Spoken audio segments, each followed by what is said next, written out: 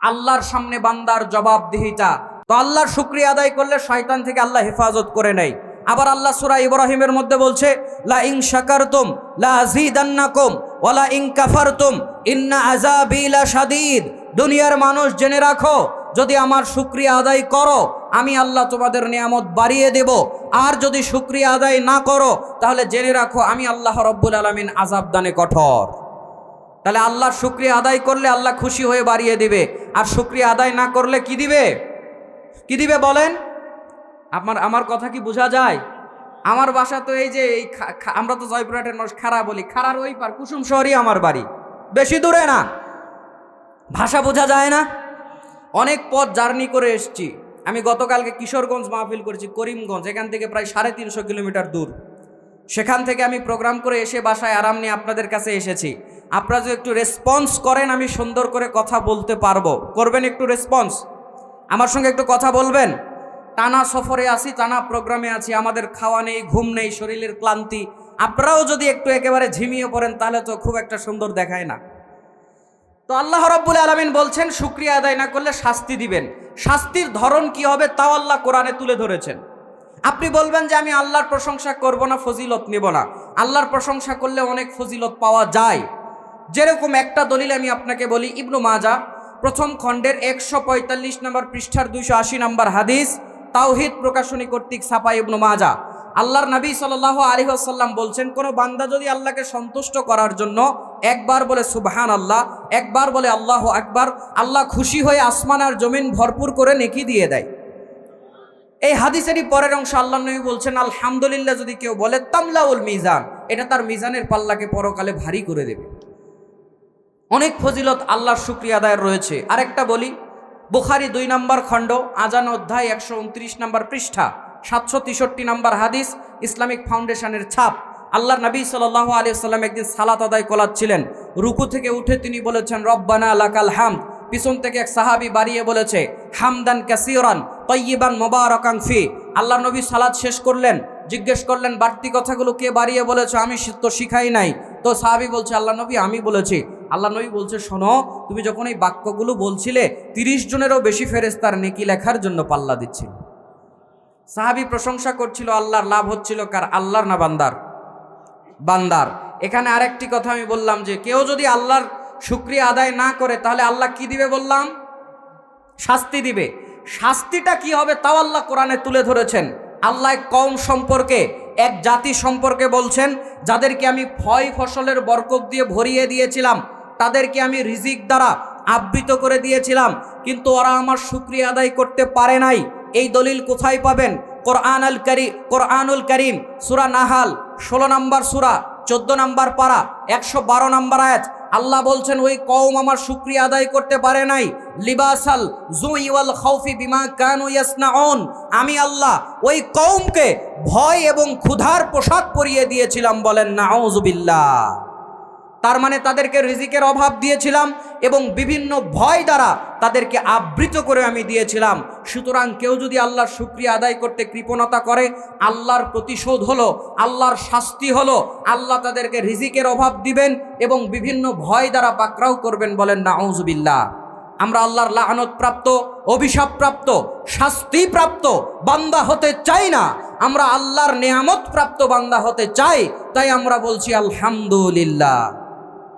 দরুদ পড়ছি সেই নবীর উপরে যিনি রহমাতুল লিল আলামিন, যিনি খাতামান নবিয়্যিন, যিনি বাশীর, যিনি নাজির, যাকে আল্লাহ কোরআনে বলেছেন সিরাজাম মুনীর, যার মাধ্যমে আল্লাহ রাব্বুল আলামিন দ্বীনকে করেছেন পূর্ণ, যার মাধ্যমে আল্লাহ রাব্বুল আলামিন কোরআন নাজিল করেছেন সম্পূর্ণ।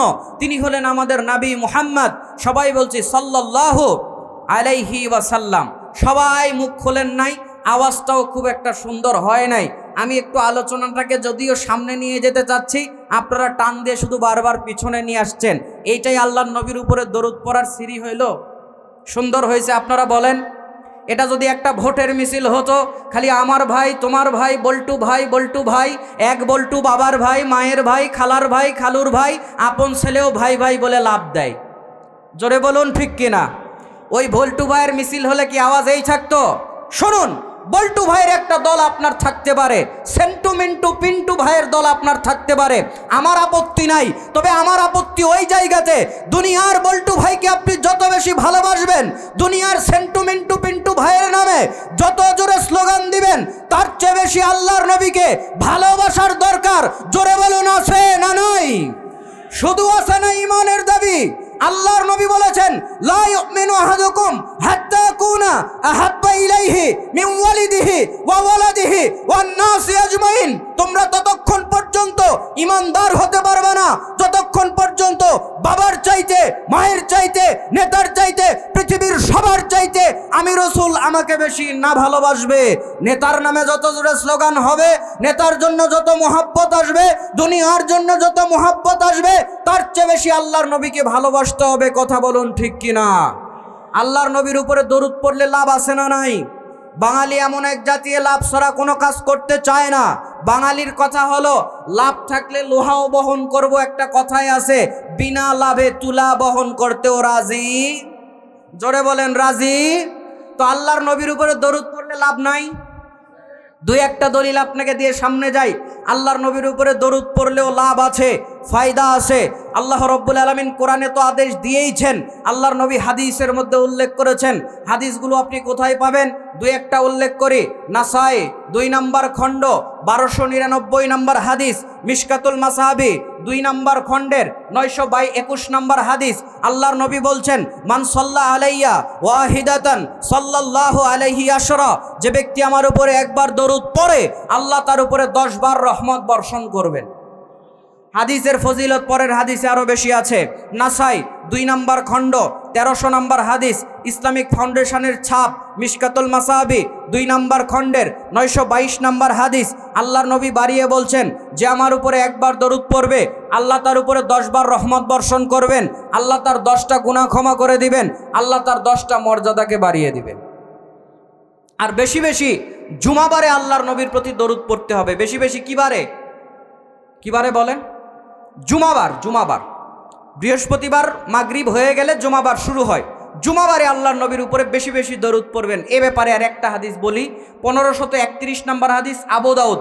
আল্লাহর নবীর সাহাবী ইবনু আউস রাদিয়াল্লাহু তাআলা আনহু হাদিস বর্ণনা করছেন। তিনি বলছেন, ইন্না মিন আফদালি আইয়ামিকুম ইয়াউমাল জুমআ। তোমাদের দিনগুলোর মধ্যে শ্রেষ্ঠ দিন হচ্ছে জুমার দিন, তোমাদের বারগুলোর মধ্যে শ্রেষ্ঠ বার হচ্ছে জুমাবার। ফাআকসিরু আলাইয়া মিনাস সালাতি ফিহি। তোমরা এই দিন বেশি বেশি আমার উপরে দরুদ পড়বে। কেন? তোমাদের এই দরুদগুলো আমার কাছে পৌঁছিয়ে দেওয়া হয়। বলেন সুবহানাল্লাহ। তো আল্লাহর নবীকে প্রশ্ন করলো সাহাবীরা, আল্লাহর নবী, ওয়া কাইফা তুরাদু সালাতুনা আলাইকা ওয়া কদ আরামতা ক্বালা ইয়াকুলু বালিতা। আল্লাহর নবী, দরুদ আপনার কাছে কিভাবে পৌঁছানো হবে? দরুদ আপনার কাছে কিভাবে পৌঁছানো হবে? আপনি তো মরে যাবেন, আপনি তো শেষ হয়ে যাবেন, তো আপনার উপরে দরুদ কিভাবে পৌঁছানো হবে? আমার ভাইরা, আল্লাহর নবী সাল্লাল্লাহু আলাইহি সাল্লাম বলছেন দরুদ তার কাছে পৌঁছানো হয়। আর বাংলাদেশের একদল আছে, ওরা আল্লাহর নবীকে এই জায়গাতে তুলে আনে মিলাদের সময়। জোরে বলুন ঠিক কিনা? কখন বোঝেন নাই? ভাই আওয়াজ আর একটু বাড়াই দেবেন। সব ঠিক আছে, আওয়াজটা শুধু একটু বাড়াই দেন। এই ভিতরের গুলা একটু ঝংকার মাইক। হ্যাঁ, আচ্ছা ঠিক আছে। ঝংকার মাইক তো নাম্বার 1 মাইক, এত কিছু বলার থাকে না। আলহামদুলিল্লাহ, আমি দেখে খুশি হয়ে গেছি। মাইক খুবই ভালো, বলেন আলহামদুলিল্লাহ। মাইক, এটা ঝংকার মাইকের আগে অনেক কথা বলছে, মাইকটা খুবই ভালো। আমার ভাইরা, তো বলছিলাম যে আমাদের দেশে একদল লোক আছে যারা নবীকে তুলে আনে। আমরা কি বলছি? যে দরুদ আল্লাহর নবীর কাছে, আপনারা আমার কথা বুঝতেছেন না? দরুদ আল্লাহর নবীর কাছে পৌঁছানো হয়। আর বাংলাদেশের একদল আছে যারা নবীকে তুলে আনে। কারা চিনেন না? আজানে শুনি আপনার নাম, কালেমায় পড়ি আপনার নাম, নামাজে আপনাকে সালাম, আপনি যে নূরে মুজাসসাম বলে ইয়া নবী সালাম আলাইহি করে দাঁড়ায় যায়। জোরে বলুন আছে না নাই? প্রস্রাব করে পানি নাও না, মুখে দাড়ি নাই, পান সিগারেট বিড়ি গুটকা খাইতে খাইতে দাঁতগুলা তরমুজের বিচির মতো করছে, আর ওর সালাম নেওয়ার জন্য আল্লাহর নবী মদিনা থেকে নাকি এখানে উঠে আসে। বলেন না আউযুবিল্লাহ। বরং আল্লাহর নবী বলছেন দরুদ তার কাছে পৌঁছানো হয়। কিভাবে পৌঁছে?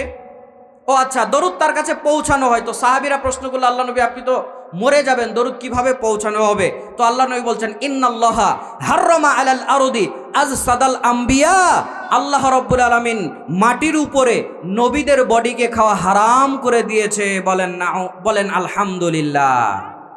তাহলে এখান থেকে দরুদ পড়লে আল্লাহর নবীর কাছে যাবে না? যাবে না? সবাই বলছি সাল্লাল্লাহু আলাইহি ওয়াসাল্লাম। আমার ভাইরা 9টা বেজে গেছে, 10টা পর্যন্ত আমার সময়, 1 ঘন্টা আমি আপনাদের সামনে কথা বলার সুযোগ পাবো। এতটুকু সময় আমি আপনাদেরকে চেষ্টা করব কোরআন হাদিস থেকে কিছু কথা বলার, এবং আপনারও যেন উপকার হয়, সেগুলো কথা যেন আমারও উপকারে আসে, এরকম একটা কথা আমি আপনাদের সামনে তুলে ধরার চেষ্টা করব। আল্লাহ যেন আমাকে তৌফিক দান করে। বলেন আমিন। কষ্ট হচ্ছে আপনাদের? বলবেন হুজুর ডাইরেক্ট ওয়াজ করা বোঝেন না। এ ভাই, একটা বিল্ডিং করতে গিয়ে যদি সুন্দর করে ফাউন্ডেশন দেওয়া না হয়, বিল্ডিংটা নড়বড়ে হয়। 1 ঘন্টা 1.5 ঘন্টা আধা ঘন্টা যেই বক্তব্যই দেন, সুন্দর করে 10-15 মিনিটের ভূমিকা, একটা ভিত্তি প্রস্তর স্থাপন না করলে বক্তব্যটাও সুন্দর হয় না। আমাকে একটু সেটিং ফেটিং করে নিতে দেন, আস্তে আস্তে বলি, ধীরে ধীরে শোনেন। আমিও সুর দিয়ে ওয়াজ করব, একটু দাঁড়ান, আমাকে ওয়াজটা একটু এগিয়ে নিতে দেন। বাকি আপনারা আসেন না চলে যাবেন? লিল্লাহে তাকবীর, লিল্লাহে তাকবীর। আমার ভাইরা, আপনাকে আরেকটা কথা বলে নেই, আমরা কোরআন সুন্নাহ থেকেই কথা বলবো, দলিল প্রমাণ দিয়ে কথা বলবো। দলিল প্রমাণ ছাড়া কোনো কথা বলবো না, দলিল প্রমাণ ছাড়া কোনো কথা শোনাও যাবে না। দলিল ছাড়া যদি কোনো আমল করেন, আপনি আল্লাহর ইবাদত করেন না, ওই ব্যক্তির ইবাদত করেন। দলিল কোরআন আল কারীম সূরা তাওবা 9 নম্বর সূরার 31 নম্বর আয়াতে আল্লাহ রাব্বুল আলামিন বলছেন ইত্তাখাযু আহবারাহুম ওয়া রুহবানাহুম আরবাবাম মিন দুনিল্লাহ। আল্লাহ বলছেন দুনিয়ার মধ্যে এরকম কতক মানুষ আছে, আল্লাহকে যেভাবে ইবাদত করার কথা, আল্লাহর যেভাবে গোলামি করার কথা, দুনিয়ার কতক মানুষকে তারা আল্লাহর জায়গাতে বসিয়ে দিয়েছে। বলেন নাউজুবিল্লাহ। এটা ইহুদিদেরকে, খ্রিস্টানদেরকে আল্লাহ লক্ষ্য করে বলছেন। তো এই আয়াত বোঝার জন্য আপনাকে তিরমিজির 3095 নম্বর হাদিসটা একটু পড়তে হবে। 3095 নম্বর হাদিস তিরমিজিতে কি আছে? আল্লাহর নবীর সামনে একদিন এক সাহাবী আসলো, নাম হচ্ছে আদি ইবনু হাতেম। আদি ইবনু হাতেম আল্লাহর নবীর কাছে আসলো, গলার মধ্যে একটা ক্রুশ ঝুলানো আছে। দেখেন আমার দিকে তাকান, খ্রিস্টানদের কবরের মধ্যেও দেখবেন ঝুলানো থাকে, ওদের গলাতেও ঝুলানো থাকে, অনেকটা ইংরেজির টির মতো। এটাকে ওরা ধর্মীয় একটা সিম্পটম, এটাকে ক্রুশ বলা হয়। এরকম কথা কি বুঝতে পারছেন? এরকম একটা গলায় ঝুলিয়ে নিয়ে আসছে। তিরমিজির বর্ণনা অনুযায়ী সেটা হলো স্বর্ণের। আল্লাহর নবী দেখে বললেন এটা গলা থেকে খুলো। আল্লাহর নবী বললেন গলা থেকে খুলো। আমার ভাইরা, আল্লাহর নবী যখন এই কথা বললেন, বলার পরে আল্লাহ রাব্বুল আলামিনের কোরআন থেকে আয়াত তেলাওয়াত করলেন ইত্তাখাযু আহবারাহুম ওয়া রুহবানাহুম আরবাবাম মিন দুনিল্লাহ। যখন এই আয়াতটা আল্লাহর নবী আদি ইবনু হাতেমের সামনে তেলাওয়াত করলেন, আদি ইবনু হাতেম বাংলাদেশের মানুষ নয়, তার সামনে অনুবাদ করার দরকার নেই। আল্লাহর নবী যখন এই আয়াতটা তার সামনে তেলাওয়াত করলেন, ডাক দিয়ে বললেন আল্লাহর নবী, নিশ্চয় আমরা তাদেরকে আমাদের আল্লাহ বলে মানি না, আমাদের ইলাহ বলে মানি না। আল্লাহ রাব্বুল আলামিন কোরআনের মধ্যে এমন কথা কেন বললেন? আল্লাহর নবী ডাক দিয়ে বলছেন, আদি, ওরা যেই জিনিসটাকে হালাল বলে, তোমরা বিনা প্রশ্নে বিনা দ্বিধায় ওইটাকে কি হালাল বলে মেনে নাও? বলছে হ্যাঁ, আমরা তো এটাকে হালাল বলে মেনে নেই। ওরা যেইটাকে হারাম বলে, তোমরা কি ওগুলোকে হারাম বলে মেনে নাও? বলে হ্যাঁ, আমরা ওগুলোকে হারাম বলে মেনে নেই। আল্লাহর নবী বলছেন এইটাই হচ্ছে তাদের ইবাদত করা। একবার আওয়াজ করে বলেন নাউজুবিল্লাহ। বাংলার জমিনেও এমন অনেক মানুষ পাওয়া যায়, বাংলার জমিনে এরকম অনেক বক্তা পাওয়া যায়, বাংলার জমিনে এরকম অনেক শ্রোতা পাওয়া যায়, দলিল প্রমাণ ছাড়া কথা বলে, দলিল প্রমাণ ছাড়া আমল করে। জোরে বলেন, বাংলার জমিনে এইরকম বক্তার শ্রোতা আছে না নাই?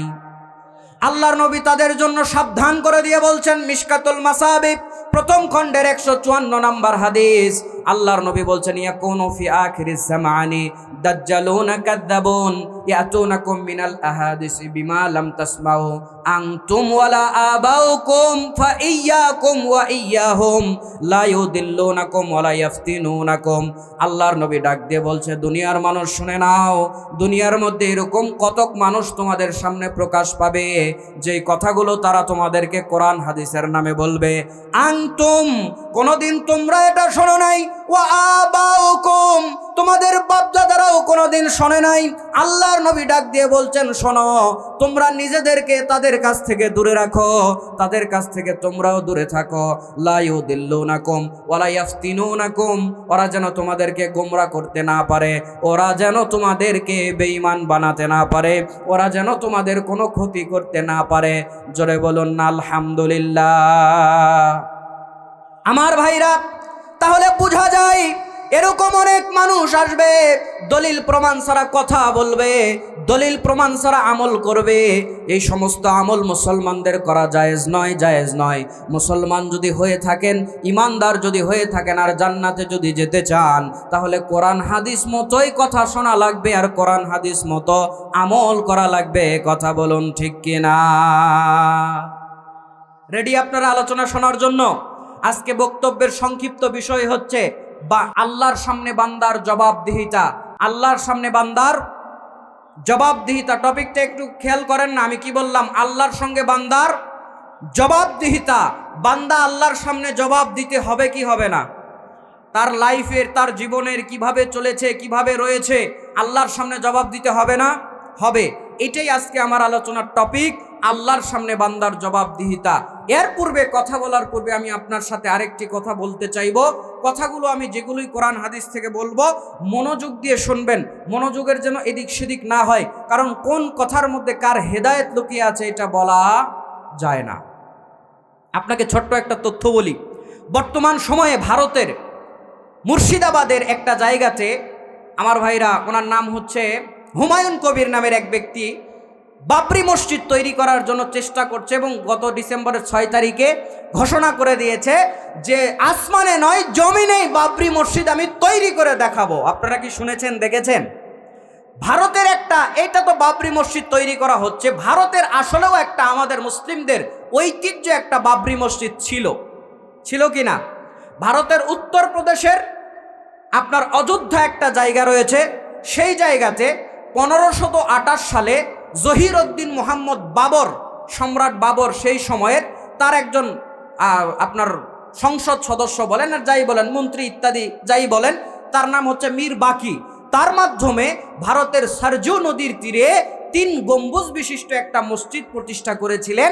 আর ওই মসজিদটা যেহেতু বাদশাহ বাবর করেছিল, সম্রাট বাবর করেছিল, এই জন্য বলা হয় যে বাবরি মসজিদ, মানে বাবরের তৈরি করা মসজিদ। এই জন্য এই মসজিদটার নাম বাবরি মসজিদ। কথা বুঝতে পারছেন? তো এই বাবরি মসজিদ তৈরি করার 450 বছর পর্যন্ত কোনো ইখতিলাফ ছিল না, কিন্তু তারপরে হিন্দুত্ববাদীরা এইটাকে দখল করতে চাইলো এবং বলল এখানে আমাদের এসে আমাদের দেবতা রাম বসেছিল, সুতরাং এই জায়গা আমাদের দরকার, আমরা এখানে রাম মন্দির করব। বর্তমানে সেখানে একটা রাম মন্দির অলরেডি হয়ে গেছে। তো আমি হেদায়েতের কথা বলতে গিয়ে বাবরি মসজিদে কেন চলে গেলাম? এই বাবরি মসজিদ যেটা ভেঙে রাম মন্দির তৈরি করা হয়েছে, এই জায়গাতে মসজিদটা ভাঙা হয়েছিল, ইতিহাস বলে 1992 সালের 6 ডিসেম্বর। 1992 সালের 6 ডিসেম্বর এই বাবরি মসজিদ ভাঙা হয়েছিল। আর এই বাবরি মসজিদ ভাঙার জন্য তৎকালীন RSS কট্টর হিন্দুত্ববাদী একটা সংগঠনের শাখা দল ছিল শিবসেনা। এই শিবসেনার সক্রিয় একজন কর্মী ছিল, তার নাম হচ্ছে বলবীর সিং। নাম কি বললাম? বলবীর সিং।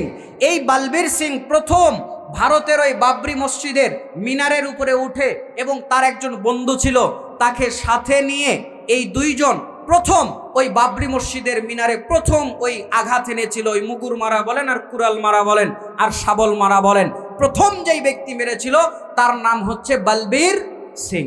বলবীর সিং যখন সেটা ভেঙে চলে এসেছে, তাকে তো বড় বাহাবা দেওয়া হয়েছে। সে 2টা ইট ভেঙে নিয়ে এসেছিল। সেই জায়গাতে পানিপথ একটা জায়গা আছে, ওই শিবসেনার সদস্যদের ওই অফিসের মধ্যে 2 ইটকে সাজিয়ে রাখা হয়েছিল। বলবীর সিং যখন বাসায় গেল, বলবীর সিং এর বাবার নাম ছিল দৌলত রাম। দৌলত রামকে যখন বলল, আব্বা মসজিদ ভেঙে এসেছে, দৌলত রাম বলল, তুই এই কাজ কেন করেছিস? হয় তুই বাসায় থাকবি, নয় আমি বাসায় থাকবো, যে কোনো একজন। ছেলে এক পর্যায়ে বলছে, আমি চলে গেলাম, বলে বের হয়ে চলে গেছে। তার 1 মাস পর দৌলত রাম, বলবীর সিং এর বাপ, মারা যায়। সে বাবার মৃত্যুর খবর শুনে বাসায় এসেছে। আসার পরে তাকে বলা হচ্ছে, তুমি তোমার বাবার শেষ ক্রিয়া কার্যে অংশগ্রহণ করতে পারবে না, কারণ তোমার বাপ নিষেধ করে গেছে। লোকটার মন এত বেশি খারাপ হলো যে বাপ, তাকে আমি শেষ বিদায় জানাতে পারলাম না। সে ভাবলো, আমার ওই বন্ধুর কি খবর, যাই তো একটু খবর নিয়ে আসি। খবর নিতে গিয়ে দেখছে বন্ধুর মাথা পাগল হয়, ভালো হয়, ব্রেনের সমস্যা হয়ে গেছে, কিন্তু সে এক পর্যায়ে মুসলমান হয়ে গেছে। বলেন আলহামদুলিল্লাহ। আমি বানিয়ে বলছি না, ইউটিউবে যান, বলবীর সিং এর নিজের বক্তব্য, সে নিজে এগুলো সাক্ষাৎকারে বলছে। এই বলবীর সিং তখন ভাবলো, আহারে আমি মসজিদটা ভাঙলাম, এটা মনে হয় ঠিক হলো না, মনের মধ্যে আফসোস। সেই সময়ের একজন আলেম, নাম হচ্ছে কালিমুল্লাহ সিদ্দিকী, তার কাছে তিনি গেলেন এবং মুসলমান হয়ে গেলেন। জোরে বলেন আলহামদুলিল্লাহ। তার নাম পরবর্তীতে হয়েছিল মোহাম্মদ আমের, আর তার বন্ধুর নাম হয়েছিল মোহাম্মদ উমার। এই 2 জন মুসলমান হয়ে গেল। মুসলমান হওয়ার পর বলবীর সিং এর নিয়ত হলো যে আমি এই যে মুসলমান হলাম, আমি শুধু মুসলমান হয়েই তো আমার একটা পাপের প্রায়শ্চিত্ত হলো না। সে নিয়ত করলাম, আমি 100টা মসজিদ মেরামত এবং তৈরি করব। তার নিজের সাক্ষাৎকার, সে বলছে, আমি 91টা মসজিদে পর্যন্ত সংস্কার এবং নির্মাণ করেছি। 2021 সালের 23শে জুলাই বলবীর সিং ওরফে মোহাম্মদ আমের মৃত্যুবরণ করেন। 100টা মসজিদ তিনি তৈরি বা মেরামত করতে পারেন নাই, 91টা করে মারা গিয়েছেন। আমি আপনাকে বোঝাতে চাইলাম, প্রথম ভারতের বাবরি মসজিদে যে প্রথম কুড়াল মারলো, শাবল মারলো, আল্লাহ রাব্বুল আলামিন তাকে হেদায়েতের নূর দিয়ে দিয়েছিল। জোরে বলেন আলহামদুলিল্লাহ। সুতরাং হেদায়েত কে পাবে, কোত্থেকে পাবে, কিভাবে পাবে, পাওয়া বড় মুশকিল। আবার হেদায়েত কে হারাবে, কোত্থেকে হারাবে, কেমন করে হারাবে, এটা বলাও মুশকিল। হেদায়েত হারিয়ে যায়, কি মনে হয় যায়? আল্লাহর নবীর হাতে হাত রেখে মুসলমান হয়েও ঈমান বাঁচাতে পারে নাই। আল্লাহর নবীর হাতে অনেক সাহাবী হাত রেখে মুসলমান হয়েও ঈমান বাঁচাতে, আল্লাহর নবীর অনেক সাহাবী দুনিয়াতে জান্নাতের সার্টিফিকেট পেয়েছে না পায় নাই? বলেন তো কতজন? এত আসতে বললে মানব না। সবাই একসাথে, সবার উত্তর ভুল, সবার উত্তর ভুল। আল্লাহর নবীর 10 জন সাহাবী জান্নাতের সার্টিফিকেট পেয়েছে, এই তথ্য ঐতিহাসিক একটা ভুল তথ্য আমাদের সমাজে চলে আসছে।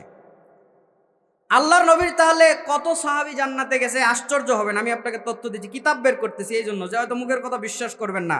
কারণ 60 বছর একজনকে আব্বা বলে ডেকেছেন, হঠাৎ যদি আমি বলি ওইটা আপনার বাপ, না, মাথা গরম না ঠান্ডা? এতদিন জানেন 10 জন জান্নাতের সার্টিফিকেট পেয়েছে, আর আমি বলছি 10 জন নয়, অসংখ্য সাহাবী জান্নাতের সার্টিফিকেট পেয়েছে। কি বলেছি? আপনাদের আগে কথাটা বলে নেই। এক হাদিসে আল্লাহ বলেছে, এ কথা ঠিক, কান খাড়া করেন, কাল নিন্দা করলে কিন্তু হবে না। একসাথে আল্লাহর নবী 10 জনের নাম বলেছে। মিশকাত ইবনু মাজা 133 নম্বর হাদিসে আল্লাহ নবী একসাথে 10 জনের নাম বলেছেন।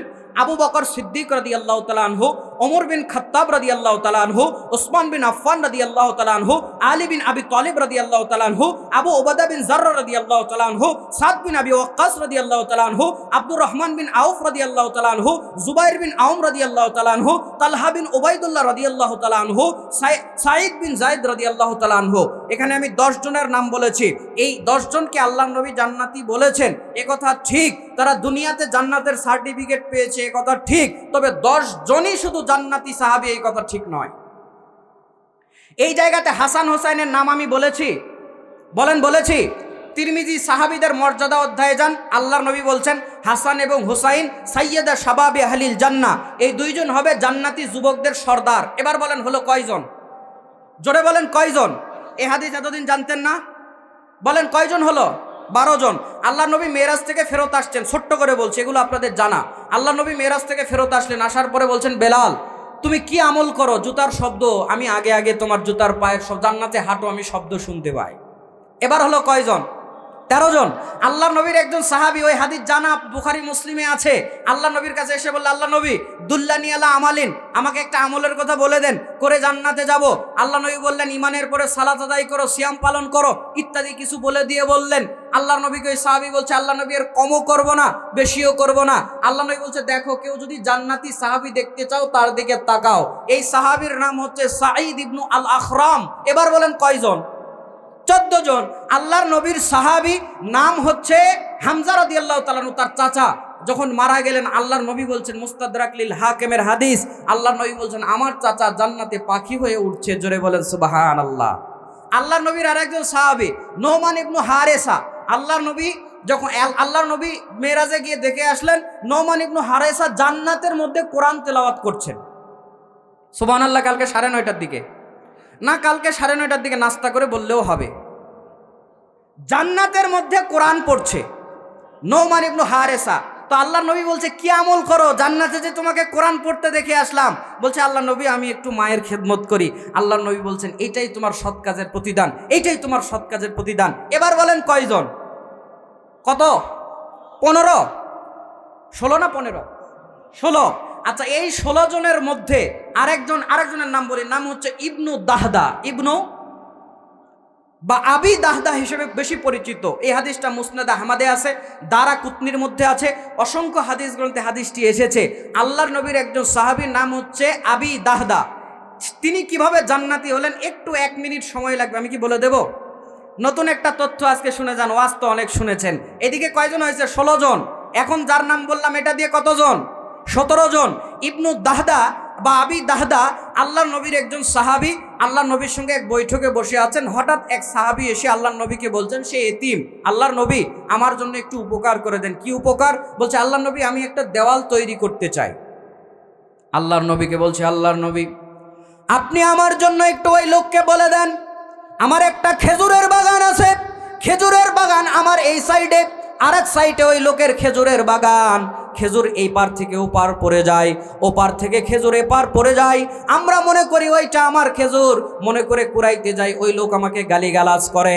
আবার সে যখন এই পাশে খেজুর কুড়াতে আসে, মনে হয় আমার গাছের খেজুর সে নিয়ে যাচ্ছে, আমার মনে হয়। কথা কি আমার বুঝতে পারছেন?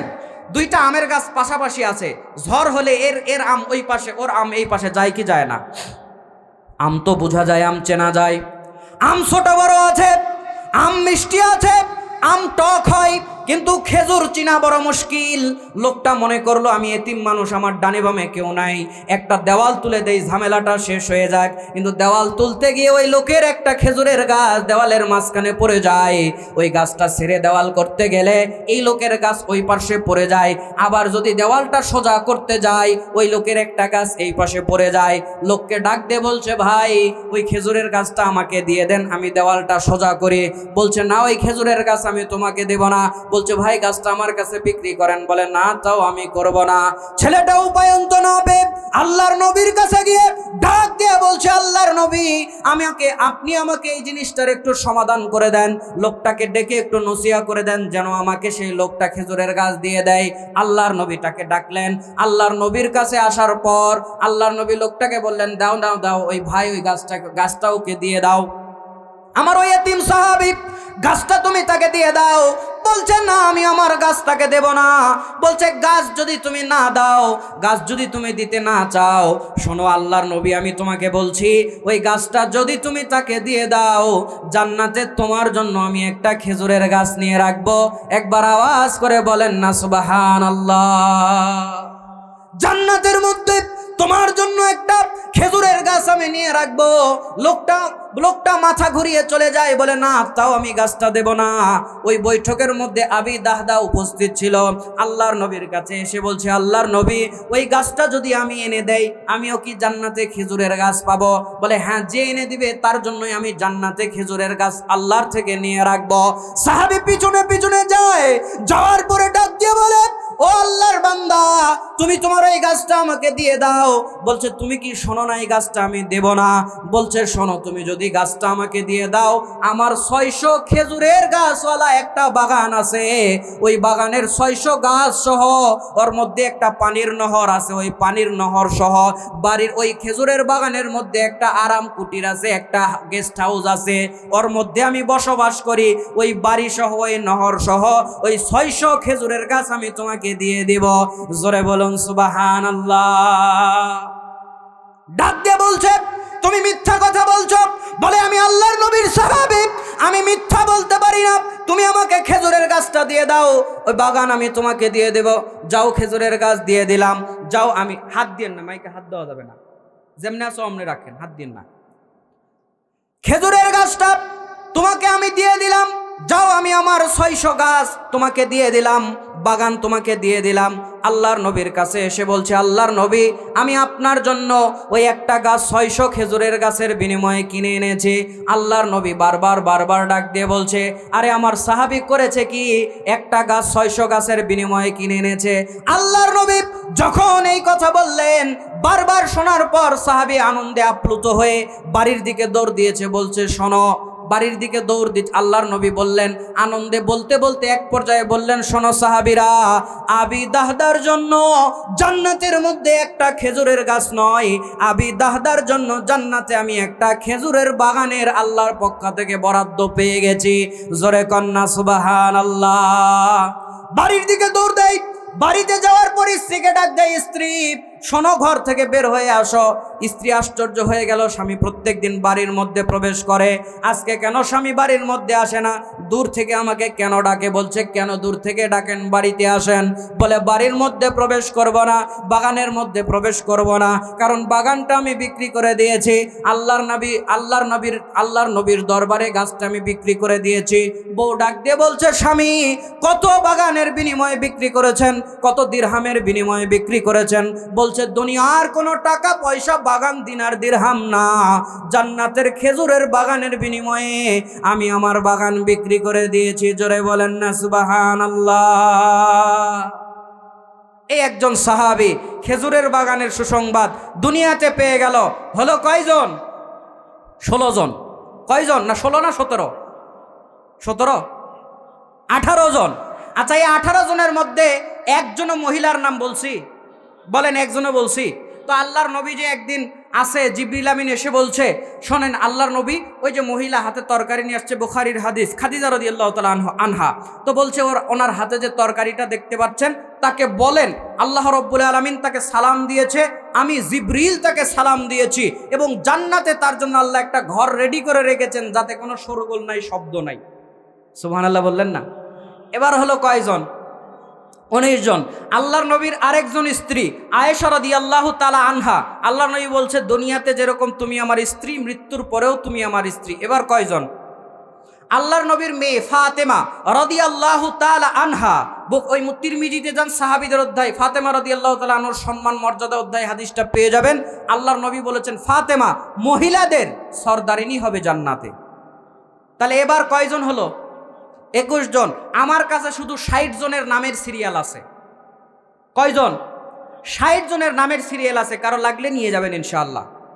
আমার গবেষণায় আমি পেয়েছি 60 জনের নাম, তবে আপনি গবেষণা করলে আরও বেশি হতে পারে।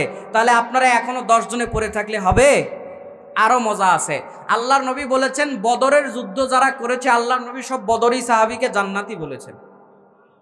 বদরের যুদ্ধ করেছে 313 জন, মতান্তরে 319 জন, 313 জন বিখ্যাত রায়, তো 313 জন আল্লাহর নবী বলছে সব জান্নাতি।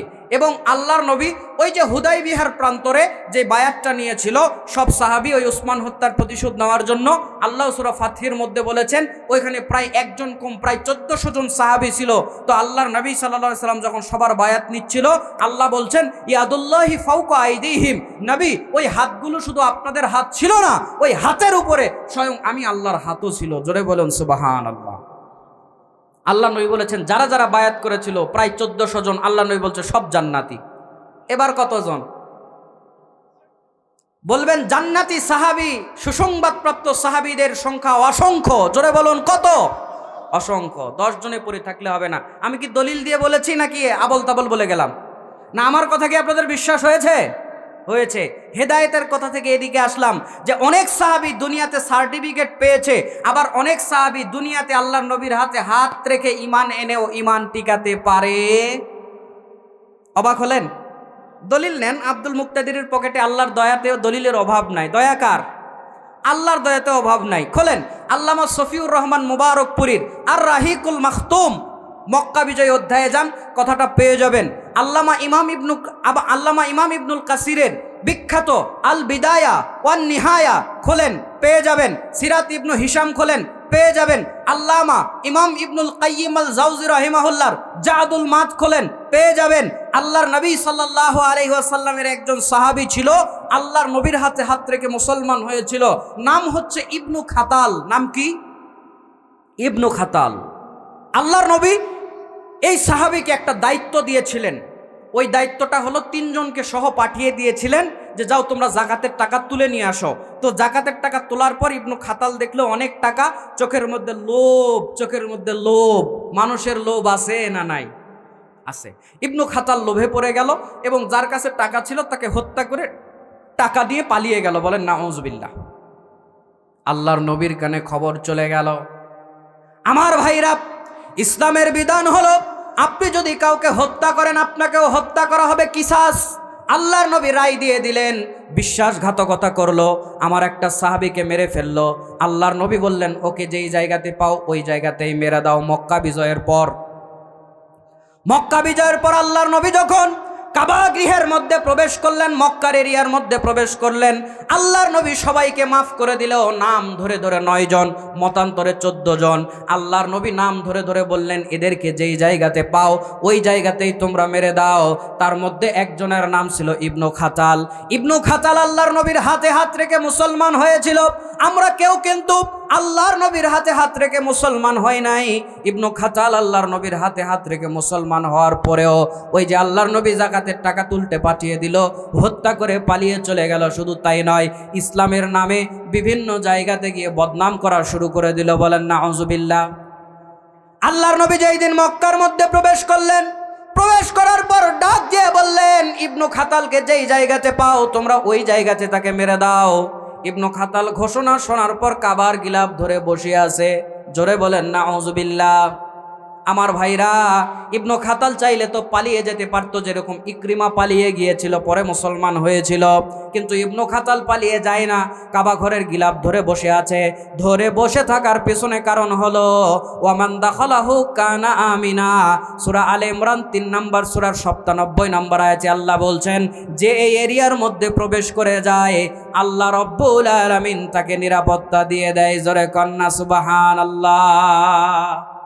আমার কথা কি বুঝতে পারছেন? ভূমিকা একটু লম্বাই হয়ে যাচ্ছে, এটা বলেই আলোচনাতে যাচ্ছি। তো বলছিলাম ঈমান যে চলে যায়, হেদায়েত কিভাবে আসে আর হেদায়েত কিভাবে যায়। হেদায়েত আসার একটা উদাহরণ দিলাম, এবার যাওয়ার একটা দিচ্ছিলাম। তো আল্লাহ নবী কি বললো? যেই জায়গাতে পাও ওই জায়গাতে মেরে দাও। তো ইবনু খাতাল কোথায় গিয়ে বসে আছে বলেন? কাবা ঘরের গিলাফ ধরে বসে আছে। কারণ হলো কাবার ওই এরিয়ার মধ্যে মারধর করা, খুনাখুনি করা, হত্যা করা, বিশৃঙ্খলা করা, প্রাণী হত্যা করা জায়েজ না হারাম? হারাম। কোনো কাফের শত্রুও যদি কোনো কাফের একজনকে ধাওয়া করছে, ওকে মেরে ফেলবে, যেতে যেতে দৌড়ে গিয়ে যদি কাবার ঘরের মধ্যে ঢুকতে পারে তাহলে ওর আর জীবনের কোনো ভয় রইল না। ওকে টেনে বেরও করা যাবে না, কিছুই করা যাবে না ওর মধ্যে যতক্ষণ আছে। কারণ এই এরিয়ার নাম হচ্ছে হারাম। ওই এরিয়ার নাম কি? আমাদের দেশের অনেক লোক প্রশ্ন করে, ভাই এত সম্মানিত পবিত্র জায়গা কিন্তু নাম হারাম কে? হারাম তো ভালো জিনিস না। কথা বলেন, প্রশ্ন করে কি করে না? হারামের একটা অর্থ হচ্ছে সম্মানিত।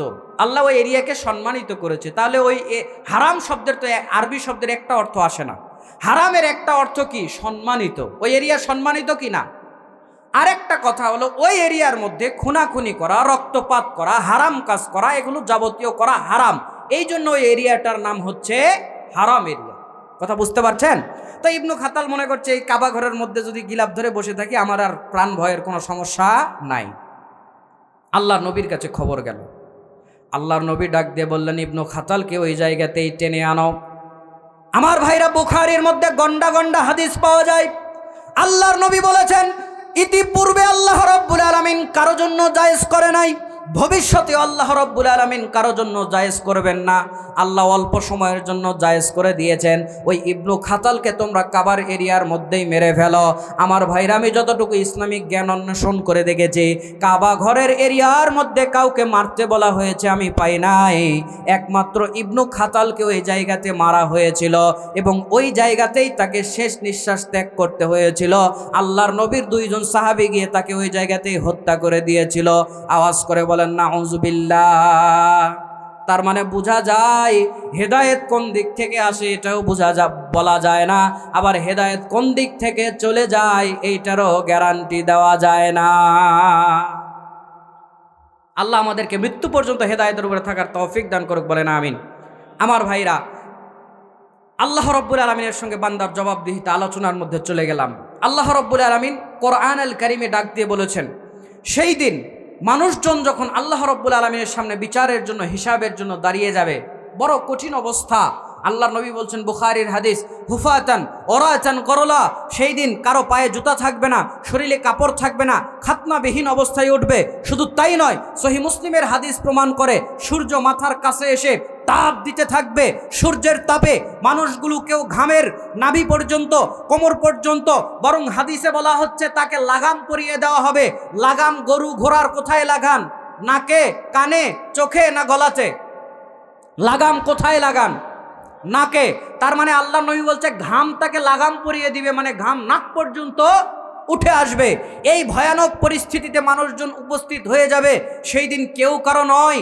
আল্লাহ কোরআনুল কারিমে সূরা আবাসার মধ্যে বলছেন, ইয়াউমা ইয়াফিরুল মারউ মিন আখি ওয়া উম্মিহি ওয়া আবি ওয়া সাহিবাতিহি ওয়া বানি।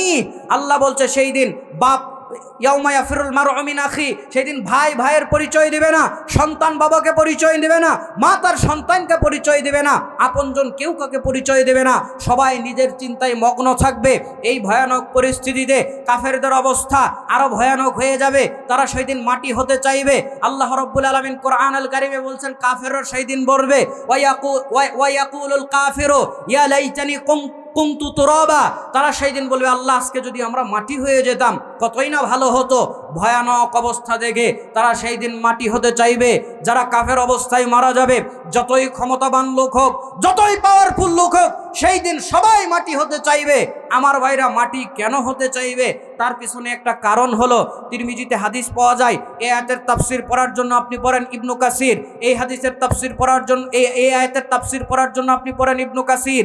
এই আয়াতের তাফসীর পড়ার জন্য আপনি পড়েন তাফসীরে মাআরিফুল কোরআন। এই আয়াতের তাফসীর পড়ার জন্য আপনি পড়েন তাফসীরে কুরতুবি। এই আয়াতের তাফসীর পড়ার জন্য আপনি পড়েন তাফসীরে তাবারি। এই আয়াতের তাফসীর পড়ার জন্য আপনি পড়েন তাফসীরে জালালাইন। যে কোনো একটা তাফসীর হাতে নিয়ে পড়ে দেখুন, ওই হাদিসটা তিরমিজি থেকে প্রায় সমস্ত মুফাসসিররাই উল্লেখ করেছেন। কারণ আল্লাহর নবী বলছেন, হাসরের ময়দানে গরু ছাগল প্রাণীদেরও বিচার হবে। হবে কি হবে না? হাসরের ময়দানে মনে রাখবেন, হাসরের ময়দানে মানুষের পাপ এবং পুণ্যের বিচার হবে, আর গরু ছাগলের প্রাণীদের জুলুমের বিচার হবে। ওদের পাপ পুণ্য নাই, কিন্তু ওদের জুলুম আছে। আছে? জোরে বলেন আছে? যার গায়ে শক্তি বেশি, একটা ছাগলকে ঘুতায় ঘুতায় নিয়ে গেছে, 10 হাত দূরে ঘুতায় ঘুতায় নিয়ে যায় কি যায় না? তো ওদের জুলুম আছে। তো আল্লাহর নবী বলছেন, হাসরের ময়দানে এদের জুলুমের বিচার হবে, মানুষের পাপ পুণ্যের বিচার হবে, আর প্রাণীদের জুলুমের বিচার হবে। জুলুমের বিচার হওয়ার পর আল্লাহর নবী বলছেন, অসিংওয়ালা ছাগলকে শিং দিয়ে বলা হবে, শক্তি দুর্বল ছাগলকে শক্তি দিয়ে বলা হবে, দুনিয়া তো এত তোমার উপরে জুলুম করেছিল, যাও এর উপরে তুমি তোমার বদলাকে পূর্ণ করো। বদলাকে পূর্ণ করার জন্য যাবে। আল্লাহর নবী সাল্লাল্লাহু আলাইহি ওয়াসাল্লাম বলছেন, ওদের বদলা পুরা হয়ে যাওয়ার পর আল্লাহ বলবেন, সব মাটি হয়ে যাও, এবং সব মাটি হয়ে যাবে। জোরে বলুন সুবহানাল্লাহ। আর এটাই কাফেররা দেখে বলবে, আল্লাহ ওয়া ইয়াকুলুল কাফিরু ইয়া লাইতানি কুনতু তুরাবা, আল্লাহ আজকে যদি আমরাও ওই গরু ছাগলের মতো মাটি হয়ে যেতাম কতই না ভালো হতো। হাসরের ময়দানের এই ভয়াবহ পরিস্থিতিতে বান্দা যখন আল্লাহর সামনে দাঁড়িয়ে গেছে, আল্লাহ বান্দার পাপ পুণ্যের হিসাব নিবে কি নিবে না? উসমান হাদিকে যারা গুলি করেছে অবৈধভাবে, আল্লাহ তাদেরও বিচার জোরে বলেন করবে কি করবে না? আমার ভাইরা, এই নোংরা রাজনীতি যারা করে এরা আল্লাহর সামনে কি হিসাব দিবে আল্লাহই ভালো জানে। এরা মানুষের ওই রাস্তা মেরে খায়, এরা মানুষের ওই বৃদ্ধ ভাতা মেরে খায়, এরা মানুষের ওই ইলিফের চাউল মেরে খায়। শুধু তাই নয়, সরকার বাজারে যদি একটা টয়লেট করতে দেয়, টয়লেট বাজারে নাই ওর পেটের মধ্যে। জোরে বলুন ঠিক কিনা? এই নোংরা রাজনীতি যারা করে, মানুষের উপরে জুলুম করে, এই ওসমান হাদিকে গুলি করে যারা মারার চেষ্টা করেছে, হাসরের ময়দানে এরাও বিচারের সম্মুখীন। জোরে বলেন হবে কি হবে না? ভাই, আপনি একটা মানুষকে যে গুলি করলেন হত্যা করার জন্য, গণতন্ত্র হচ্ছে গোলাম বানানোর ফ্যাক্টরি। গণতন্ত্র আইন মেনে গণতান্ত্রিক সিস্টেমে কোনো দিন মুসলমানরা মুসলমানিত্ব নিয়ে সামনে যেতে পারবে না। কারণ মুসলমানদের নেতা হওয়ার জন্য ন্যায়পরায়ণ হতে হবে, সত্যবাদী হতে হবে। আর গণতন্ত্রের ভোট করতে গেলে আপনাকে মিথ্যাবাদী এবং ধোঁকাবাজ হওয়াই লাগবে। একজন এসে বলছে, ভাই আমি খুব ভালো মানুষ, আমিও ভালো মানুষ, তাল গাছ নিয়ে যে দাঁড়াইছে ও ভালো মানুষ, দুইজনকে আমাদের মধ্যে দুইজনই ভালো, কিন্তু ভোটটা আমাকে দিয়েন। লোকজন বলবে ও ভালো তুমিও ভালো, ভোট যেখানে দেই তোমার সমস্যা কি? তার মানে ওকে বলতে হবে তাল গাছ খারাপ। কি কথা বলেন? আকার ইঙ্গিতে বলতে হবে ওই খারাপ, ভোটটা আমাকে মাইরো। তার মানে আগেই ওর গীবত করা লাগলো। কথা বলুন ঠিক কিনা? গণতন্ত্র হচ্ছে গোলাম বানানোর ফ্যাক্টরি। গণতন্ত্র নিজেই জালেম। গণতন্ত্র কারো উপরে ন্যায় আইন প্রতিষ্ঠা করতে পারবে না। আপনাকে উদাহরণ দেই, এক জায়গাতে ধরেন 150টা ভোট আছে, 3টা প্রার্থী, একজন 60টা ভোট পেয়েছে, একজন 50টা ভোট পেয়েছে, একজন 40টা ভোট পেয়েছে। বলেন চেয়ারম্যানকে? যে 60টা পাইছে সে না? তো এখন ওকে 60 জন লোক পছন্দ করলো, এই জন্য সে চেয়ারম্যান হলো। আরো বাকি দিকে যে 50 আর 40টা ভোট গেছে, তার মানে 50 আর 40 কত হয়? 90 জন ওকে পছন্দ করে। জোরে বলেন পছন্দ করে। তাহলে 90 জন পছন্দ করে না, 60 জন পছন্দ করে, উনি চেয়ারম্যান হয়ে গেলেন। এটা কিভাবে ন্যায়পরায়ণতা ডেকে আনবে? গণতন্ত্র নিজের উপরে ন্যায় প্রতিষ্ঠা করতে পারে না, জাতির উপরে কি করবে? যাই হোক, আমি সে কথা বলছি না। আমি যেটা বলতে চাচ্ছিলাম, হাসরের ময়দানে দাঁড়িয়ে আল্লাহর সামনে বিচার দিতে হবে, আল্লাহর সামনে হিসাব দিতে হবে। এখন যারা যেই মানুষের উপরে জুলুম করেছেন, ওসমান হাদিকে মেরেছেন, হত্যা করেছেন, তাদেরও বিচার হবে কি হবে না? আমার ভাইরা, গণতান্ত্রিক নিয়মে আপনি যদি নেতা হন ভালো কথা, আপনাকে চোর হতে হবে, বাটপার হতে হবে, মিথ্যাবাদী হতে হবে, তাহলে নেতা হয়ে টিকে থাকতে পারবেন। ওসমান হাদির মতো যদি সত্যবাদী হন, ন্যায়নিষ্ঠতার পথে চলেন, গুলি খেয়ে 2 দিনে মরা লাগবে।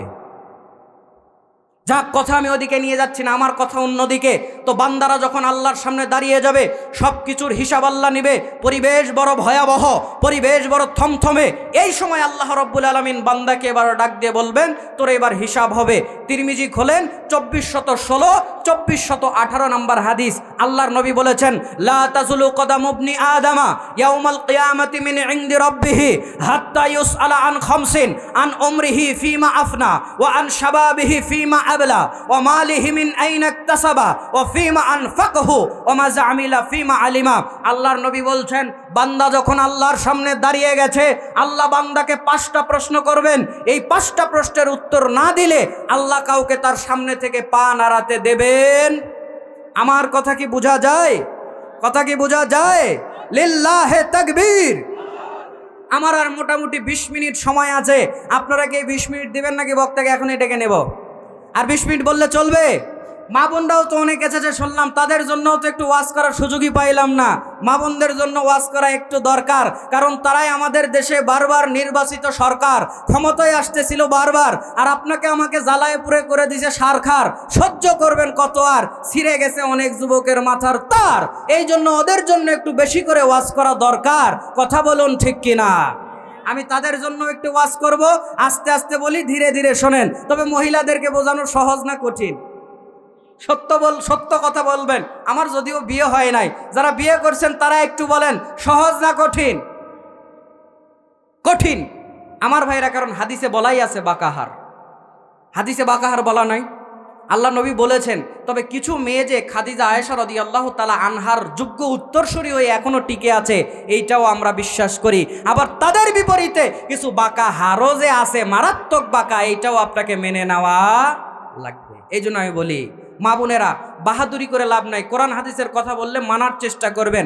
মেয়েদেরকে যদি বলেন স্বামীর খেদমত করো, বলবে আমার স্বামীর চাইতে খারাপ স্বামী এই ভূগোলে একটাও নাই।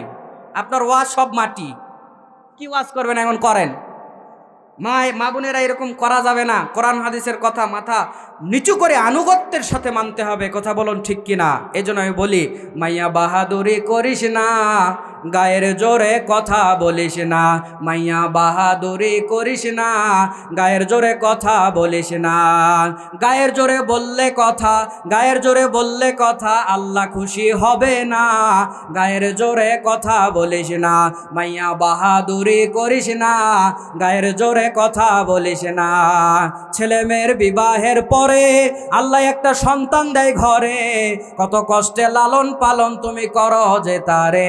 আবার স্বামী তোমায় তালাক দিলে, স্বামী তোমায় তালাক দিলে সন্তানের ভাগী হও না। গায়ের জোরে কথা বলিস না, মাইয়া বাহাদুরি করিস না, গায়ের জোরে কথা বলিস না। আদমের বাঁকা একটি হার, তা থেকে নারী যে তৈয়ার, রসুলের হাদিসেতে আছে সমাচার। কথা বলুন ঠিক কিনা? আদমের বাঁকা একটি হার, তা থেকে নারী যে তৈয়ার, রসুলের হাদিসেতে আছে সমাচার। তাহলে পুরুষ থেকে নারীর সৃষ্টি, পুরুষ থেকে নারীর সৃষ্টি, নারী থেকে পুরুষ না। গায়ের জোরে কথা বলিস না, মাইয়া বাহাদুরি করিস না, গায়ের জোরে কথা বলিস না। স্বামী তোমার অমূল্য রতন, তুমি তারে করিবা যতন, মিষ্টি মিষ্টি কথা বলে জয় করিবা মন। ঠিক কিনা? যেই মেয়ের স্বামী নাই তাকে জিজ্ঞেস করেন, বা তালাক হয়েছে, বাবার বাড়িতে আবার ফেরত এসে থাকে, বাপও ভালো দেখতে পারে না, মাও ভালো দেখতে পারে না, ভাই ভাবি তো পারেই না। কথা বলুন ঠিক কিনা?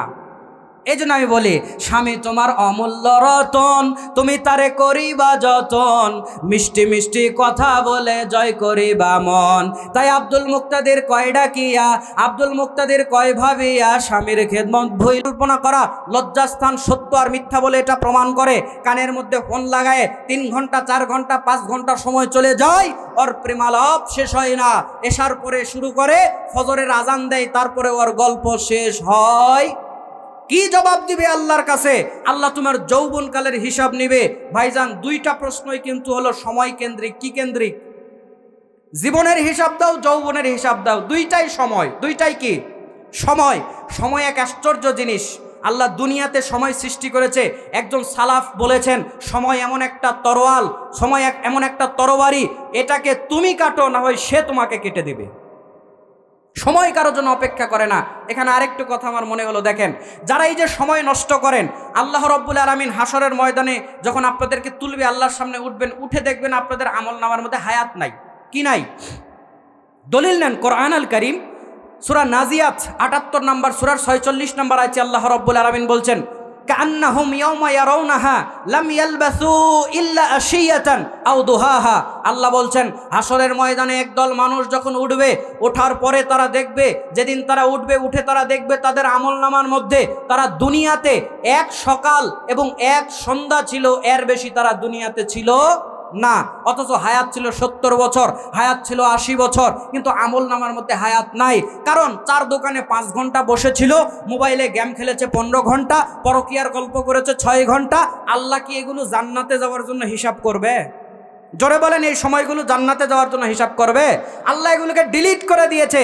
অতটুকুই সময় আল্লাহ দেখাবে যতটুকু সুবহানাল্লাহ বলেছিলেন, অতটুকুই সময় আল্লাহ দেখাবে যতটুকু মাহফিলে বসেছিলেন, অতটুকুই সময় আল্লাহ দেখাবে দিনের জন্য কি খেদমত করেছিলেন, পরিবারের জন্য হালাল উপার্জন কতটুকু করেছিলেন। যেগুলো ইসলামের মধ্যে পড়ে, এই সময়গুলো আল্লাহ দেখাবে। এর বাইরে যত সময় নষ্ট করেছেন, টাইমই দেখতে পারবেন না। হাসরের ময়দানে আমলনামার মধ্যে 1 সকাল আর 1 সন্ধ্যার বেশি আমলনামাতে নাই। মানুষজন সময় নষ্ট করে, আল্লাহর সামনের সময়কে বুঝিয়ে দিতে হবে। যুবক, সাবধান হয়ে যাও। মানুষের সময় অবসর গুরুত্বপূর্ণ একটা ব্যাপার। 2423 নম্বর হাদিস, তিরমিজি। আল্লাহর নবী সাল্লাল্লাহু আলাইহি ওয়াসাল্লাম দুনিয়ার মানুষদেরকে ডাক দিয়ে বলছেন, শোনো, নিমাতানি মাকবুনুন ফীহিমা কাসীরুম মিনান নাস, আস-সিহহাতু ওয়াল ফারাগ। আল্লাহর নবী বলেছেন, 2টা জিনিস আল্লাহ মানুষকে নিয়ামত স্বরূপ দিয়েছে, কিন্তু বেশিরভাগ মানুষ এটা থেকে গাফেল। একটা হচ্ছে তার অবসর, আরেকটা হচ্ছে তার সুস্থতা। একটা হচ্ছে তার অবসর, আরেকটা হচ্ছে তার সুস্থতা। মানুষ এগুলোকে দাম দেয় না, মূল্য দেয় না। কথা বলুন ঠিক কিনা? অথচ আল্লাহর নবী সাল্লাল্লাহু আলাইহি সাল্লাম একদিন এক সাহাবীকে পেয়ে ওয়াজ করে দিলেন, সময় নষ্ট করবে না। কোথায় পাবেন হাদিসটা? মিশকাতুল মাসাবি হাদিস নাম্বার 5478 নম্বর হাদিস, 5478 নম্বর হাদিস মিশকাতুল মাসাবি। আল্লাহর নবী সাল্লাল্লাহু আলাইহি ওয়াসাল্লাম ডাক দিয়ে বলছেন, শোনো, তোমাদেরকে আমি আল্লাহর নবী সাল্লাল্লাহু আলাইহি ওয়াসাল্লামের সাহাবী ডাক দিয়ে বলছেন, শোনো, আমি আল্লাহর নবীকে একদিন দেখলাম, তার কাছে এক ব্যক্তি আসলো। আমার কথা কি বোঝা যায়? আল্লাহর নবীর কাছে এক ব্যক্তি আসলো, আল্লাহর নবী তাকে দেখে লি রাজুলিন ওয়া হুয়া ওয়াইজুহু, আল্লাহর নবী ওই মানুষকে দেখে একটু ওয়াজ করে দিলেন, একটু নসিহা করে দিলেন, একটু ভালো কথা বলে দিলেন। ভালো কথাগুলো কি? ইগতানিম খামসা কাবলা খামসিন, 5 জিনিসের পূর্বে 5 জিনিসকে গনিমত মনে করো, 5 জিনিসের পূর্বে 5 জিনিসকে গনিমত মনে করো। এক, আল্লাহর নবী বললেন, শাবাবাকা কাবলা হারামিক, যৌবনকালকে মূল্যায়ন করো বুড়া হয়ে যাওয়ার পূর্বে। ওয়াসিহাতিকা কাবলা সাকামিক, অসুস্থ হয়ে যাওয়ার পূর্বে সুস্থতাকে মূল্যায়ন করো। 3 নম্বরে আল্লাহর নবী বললেন, ওয়া গিনাআকা কাবলা ফাকরিক, তোমার টাকা পয়সা আছে, এটা শেষ হয়ে যাওয়ার পূর্বে কাজে লাগাও। 5, ওয়া ফারাগাকা কাবলা শুগলিক, তোমার সময় আছে, তোমার অবসর আছে, ব্যস্ত হয়ে যাওয়ার পূর্বে এটাকে কাজে লাগাও। 5, ওয়া হায়াতাকা কাবলা মাউতিক, তুমি মরে যাওয়ার পূর্বে তোমার হায়াতকে কাজে লাগাও। জোরে বলুন সুবহানাল্লাহ। দুনিয়ার কোনো মানুষ এত গুরুত্বপূর্ণ কথা বলতে পারবে না। আল্লাহর নবী বললেন সময়কে মূল্যায়ন করো। কেন? আল্লাহকে হাসরের ময়দানে সময় বুঝাতে হবে। 1 নম্বরে বললেন, তুমি তোমার যৌবনকালকে মূল্যায়ন করো বুড়া হয়ে যাওয়ার পূর্বে, কারণ যৌবনকালে যেভাবে ইবাদত করতে, বুড়াকালে ওইভাবে ইবাদত করতে পারবে না। সবার জীবনে বার্ধক্য আসবে। জোহরের আজান দিয়েছে, অজু করে মসজিদে যাচ্ছে বুড়া মানুষ, অজু করে উঠছে, বায়ু বের হয়ে গেছে। ঘটনা এমন ঘটে কি ঘটে না? তার মানে এখন অজু করতে করতে 2 রাকাত জোহর শেষ। জোরে বলুন ঠিক কিনা? আগের মতো আর পারছেন না। শুধু তাই নয়, রুকুতে গেছেন, রুকু থেকে ওঠার সময় বলছেন সামি আল্লাহু লিমান হামিদা, আমরা বলছি, কিন্তু উনি বলছেন সামি আল্লাহু লিমান হামিদা। এই উটা কি দোয়ার মধ্যে আছে? জোরে বলেন আছে? এটা ওনার হাঁটু ব্যথার আর কোমর ব্যথার জোরে বলুন ঠিক কিনা? তার মানে যৌবনকালে যেভাবে ইবাদত করেছে বুড়াকালে ওইভাবে করতে পারছেন না। আল্লাহ নবী বলছেন যৌবনকাল আছে, বুড়া হয়ে যাওয়ার পূর্বে কাজে লাগাও। বুড়াকাল আসবেই, তোমার পা তোমার কথা শুনবে না। বুড়াকাল আসবেই, তোমার চোখ তোমার কথা শুনবে না। বুড়াকাল আসবেই, তোমার হাত তোমার কথা শুনবে না। বুড়াকাল আসবেই, তোমার চামড়া ঢিল হয়ে যাবে, আর তোমার সৌন্দর্যের বাহাদুরি চলবে না। আল্লাহর নবী বলছে যৌবনকালকে কাজে লাগাও বুড়া হয়ে যাওয়ার পূর্বে। 2 নম্বরে বললেন, ওয়াসিহাতিকা কাবলা সাকামিক, তুমি অসুস্থ হয়ে যাওয়ার পূর্বে সুস্থতাকে কাজে লাগাও। কারণ অসুস্থ হয়ে গেলে আপনার আর কোনো উপায় থাকবে? জোরে বলেন থাকে? আজকে আপনি সুস্থ মানুষ, হঠাৎ কালকে ক্যান্সার ধরা পড়েছে, কালকে যেভাবে দোকানদারি করেছেন, কালকে যেভাবে ক্ষেত খামার করেছেন, কালকে যেভাবে কৃষিকাজ করেছেন, কালকে যেভাবে নামাজ পড়েছেন, সালাত পড়েছেন, আজকে আর ওইভাবে মন বসে? খালি মনে হয় ক্যান্সার হয়ে গেছে, কি বুঝি হয়। আল্লাহ নবী বলছেন অসুস্থ হয়ে যাওয়ার পূর্বে সুস্থতাকে কাজে লাগাও। শরীর আছে, অসুস্থ হবেই। যৌবন আছে, বুড়া হবেই। আল্লাহ নবী বলছেন অসুস্থ হয়ে যাওয়ার পূর্বে সুস্থতাকে কাজে লাগাও। 3 নম্বরে আল্লাহ নবী বললেন ওয়াগিনা আকা কাবলা ফাকরিক, টাকা পয়সা আছে, শেষ হয়ে যাওয়ার পূর্বে কাজে লাগাও। এরপরে আল্লাহ নবী বললেন যে ওয়া ফারাগাকা কাবলা শুগলিক, অবসর আছে, ব্যস্ত হয়ে যাওয়ার পূর্বে কাজে লাগাও।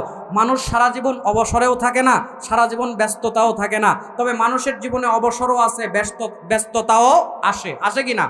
কতক ছেলে বিদেশে গিয়ে পোস্ট করে, ঘুম থেকে উঠেই চাকরি করা লাগে, চাকরি থেকে উঠেই ঘুম করা লাগে, জীবনটা শেষ হয়ে গেল। 25 বছর বয়সে বিদেশ গেছো, এই গত 25 বছরে যে 1 লিটার তেলও বাপ আনতে বলছিল আনা নাই, এখন একটু চাপে পড়ে গেছে, এই জন্য কালা ধোয়া বের হচ্ছে এখন নাকি? আল্লাহর নবী কি বলেছেন? অবসরকে কাজে লাগাও ব্যস্ত হয়ে যাওয়ার পূর্বে। যুবকরা কাজে লাগায় অবসরকে। যদি ফেসবুকে খালি একটা রিকোয়েস্ট দেয়, অসীন দেশের পাখি, মনে করে এইটাই আমার আখি, এর সঙ্গে কথা বলা এখনো আমার বাকি, এইবার মেসেঞ্জারে মারে ঝাঁকি, কথা কি আমি ভুল বললাম নাকি? এই কাজই করে। তারপরে একটু ফোন দিয়ে বলে আমরা একটু কথা বলি, একটু কলিং, তারপরে একটু বলে আমরা একটু একসাথে করি ইটিং, তারপরে বলে একসাথে ইটিং করার পর একটু মারে সেটিং করার পর মারে একটু ডেটিং করার পর কি করে আমি আর বলতে পারলাম না, আপনারা বুঝেনি। জোরে বলেন আছে না নাই? যৌবনকালকে মোবাইলে শেষ করে দিলে যুবক আল্লাহর সামনে কি বুঝাবে? এই জন্য আমি বলি, টিভি সিডি দেখা মানুষ গুনাহ করলো 12 মাস, টিভি সিডি দেখা মানুষ গুনাহ করলো 12 মাস, মোবাইল আসিয়া করলো আরো বড় সর্বনাশ, মোবাইল আসিয়া করলো আরো বড় সর্বনাশ। কথা বলুন ঠিক কিনা?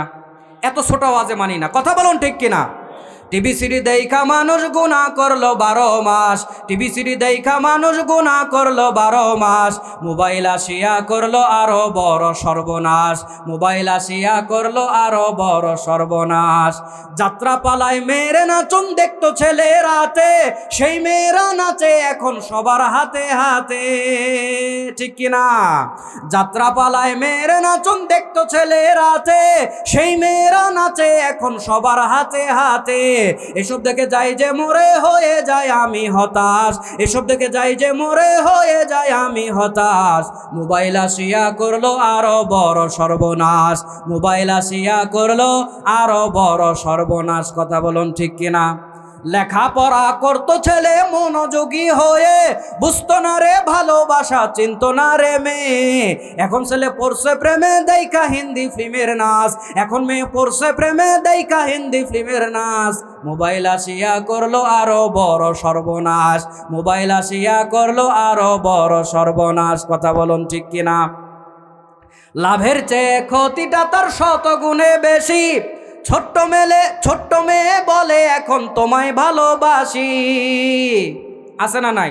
ক্লাস 6-এ পড়ে, চাবি তালা ছাড়া আটকানো যায় না। আপনাদের এলাকাতে আছে কিনা? বিভিন্ন জায়গাতে আছে, খবর নেবেন। আছে? লাভের চেয়ে ক্ষতিটা তার 100 গুণে বেশি।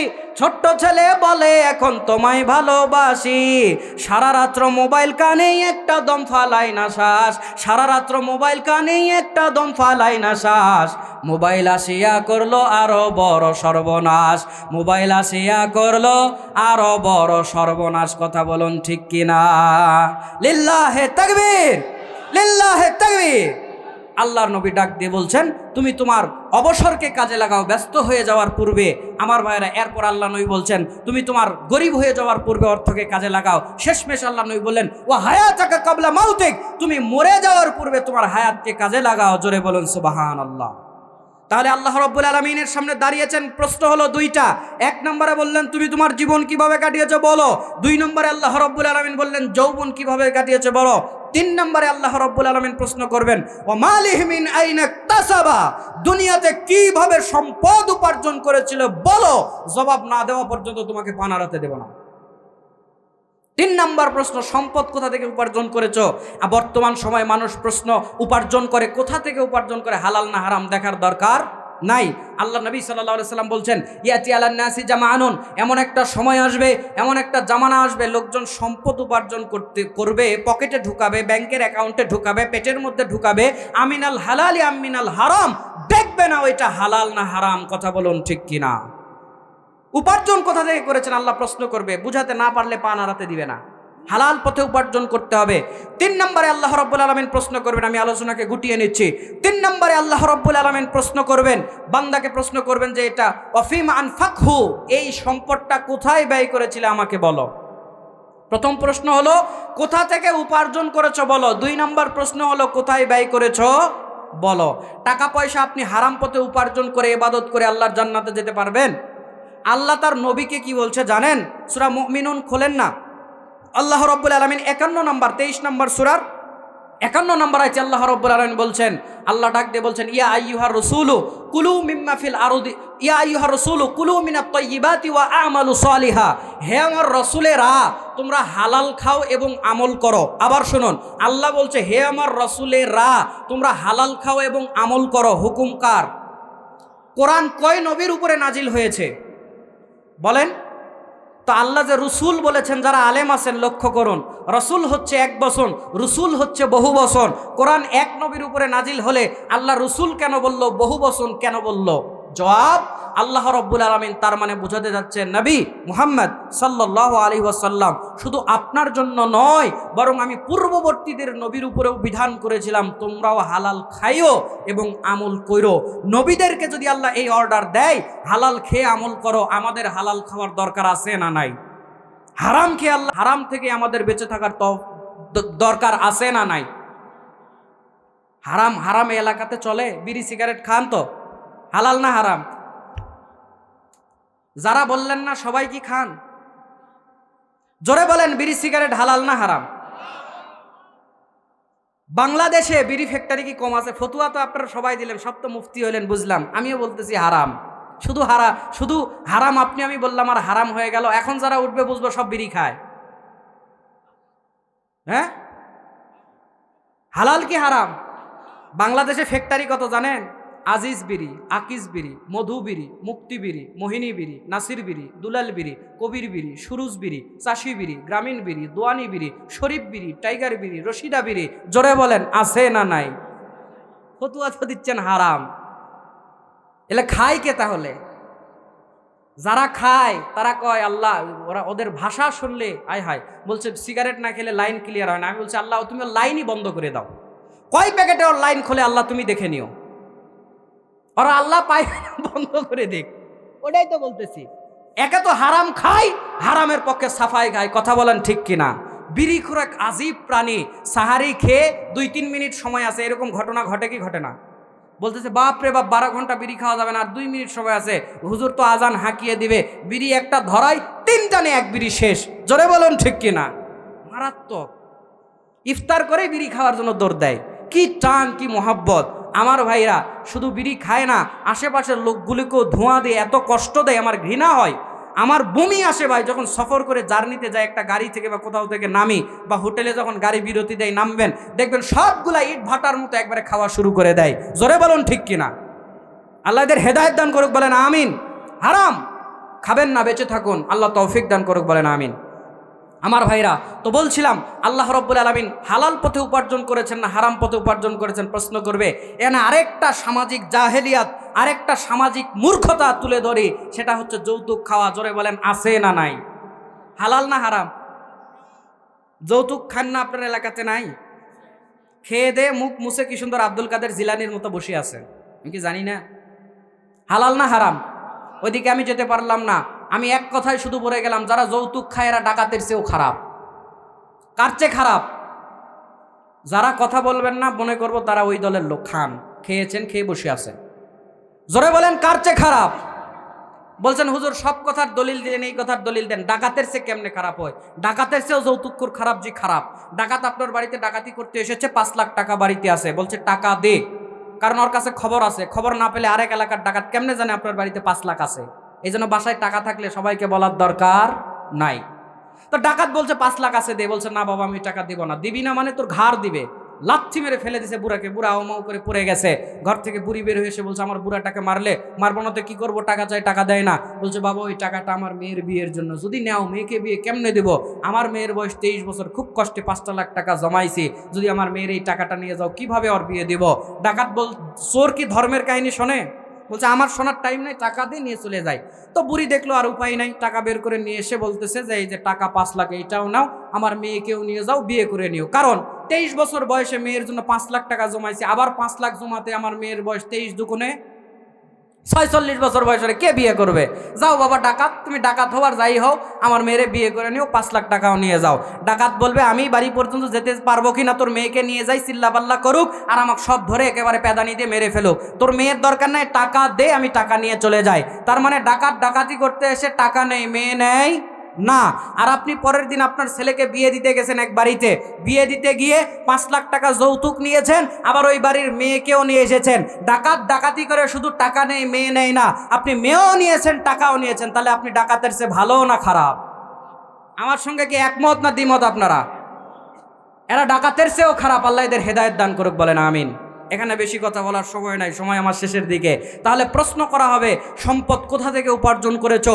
হারাম খেয়ে যদি আল্লাহর কাছে দোয়া করেন, সহিহ মুসলিমে হাদিস পাওয়া যায়, মিশকাতুল মাসাহাবির মধ্যে হাদিস পাওয়া যায়, আর ব্যবসা বাণিজ্য অধ্যায়ে হাদিসটা পেয়ে যাবেন। আল্লাহর নবী বলেছেন, এক ব্যক্তি মরু প্রান্তরের সফর করে এসেছে, চেহারায় ধুলা ময়লা মলিন, সফররত অবস্থায় এসে কাবা ঘরের কাছে হাত তুলে বলছে ইয়া রব্বি, ইয়া রব্বি, আমাকে এটা দেন, ওইটা দেন। আল্লাহর নবী দেখে বলছেন ওই ব্যক্তিকে দেখো, ওই যে দোয়া করছে, ওমাতামুহু হারামুন ওমাশরাবুহু হারামুন ওমালবাসু হারামুন ওয়া গুসিয়া বিল হারাম ফাআন্না ইউস্তাজাবু লিযালিক। আল্লাহর নবী বলছেন ওর দিকে তাকাও, ওর খাবার হচ্ছে হারাম, ওর পানি হচ্ছে হারাম, ওর শরীর তৈরি হয়েছে হারাম দিয়ে, ওর দোয়া আল্লাহ কিভাবে কবুল করবে? হারামখোরদের দোয়াও কবুল হয় না। আমার ভাইরা, তাহলে হারাম থেকে বেঁচে থাকার দরকার আছে না নাই? আল্লাহর কাছে বলতে হবে কোথা থেকে উপার্জন করেছেন। 3 নম্বর প্রশ্ন হবে সম্পদ কোথায় ব্যয় করেছেন। আমার ভাইরা বর্তমান সময়ে মনে করেন সম্পদ আমার না, সম্পদ মূলত আল্লাহ বলছেন ওয়া নাহনুল ওয়ারিসুন, প্রকৃতপক্ষে সম্পদের মালিক আল্লাহ। আল্লাহ শুধু আপনাকে ব্যয় করার জন্য দুনিয়াতে আপনাকে কিছু দিয়েছে আমানত স্বরূপ, আপনি ওটা কিভাবে ব্যয় করবেন আল্লাহ এটা আবার দেখতে চায়। সম্পদের আসল মালিক কে? আপনাকে যে আল্লাহ সম্পদ দিয়েছে, এই সম্পদ দিয়ে আবার জান্নাত কেনা যায়। কি কেনা যায়? জান্নাত কেনা যায়। আল্লাহ কোরআন আল করিম সূরা তাওবা 9 নম্বর সূরার 111 নম্বর আয়াতে আল্লাহ বলছেন ইন্নাল্লাহা হাশতারা মিনাল মুমিনিনা আনফুসাহুম ওয়া আমওয়ালাহুম বিআন্না লাহুমুল জান্নাহ।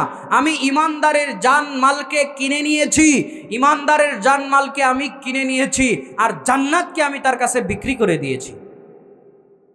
সম্পদের বিনিময়ে, টাকার বিনিময়ে যেরকম আপনি খাবার কিনতে পারেন, মাছ কিনতে পারেন, মাংস কিনতে পারেন, আল্লাহ বলছেন ওই সম্পদ দিয়ে জান্নাতও কিনা যায়। আল্লাহ বলছেন এই কথা, জানমাল দিয়ে জান্নাতও কেনা যায়। আপনি সম্পদ কোন পথে ব্যয় করছেন আল্লাহ দেখবে। একদল মানুষ আছে বলে আমার সম্পদ আমি যেমনে ব্যয় করি পানিতে ভাসায় দেয়, কার কি? কারোই কিছু না, যা আটকাবে সব তোমার। আল্লাহর সামনে দাঁড়িয়ে দেখো আল্লাহ হিসাব নেবে, কোথায় ব্যয় করেছো হিসাব না দেওয়া পর্যন্ত পা নাড়াতে দেবে না। আমার ভাইরা, আমার বন্ধুগণ, ঘুগইল এলাকার বাপ ভাইরা কান একটু খাড়া করুন।